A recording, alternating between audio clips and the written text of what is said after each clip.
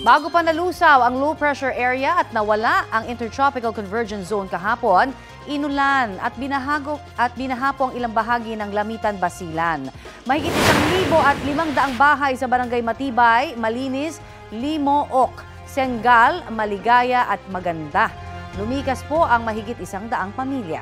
Kahapon, unti-unting humupa ang baha at nakabalik na sa kanilang bahay ang mga apektadong residente. Mamayang hapon at gabi, posibleng muli ang ulan sa Lamitan at iba pang bahagi ng bansa. Base po yan sa rainfall forecast ng Metro Weather. Posible po ang heavy to intense rain sa ilang lugar na maaaring magdulot ng baha o landslide. Mataas din po ang tsansa ng ulan sa bansa ngayong weekend, lalo na sa bandang hapon o gabi. Uulanin ding muli tayo rito sa Metro Manila. Ayon po kasi sa Pag-asa, ulang dulot ng easterlies at mga local thunderstorm ang ating mararanasan.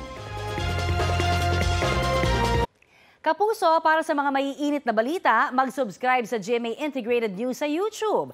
Sa mga kapuso naman abroad, subaybayan nyo kami sa GMA Pinoy TV at sa www.gmanews.tv.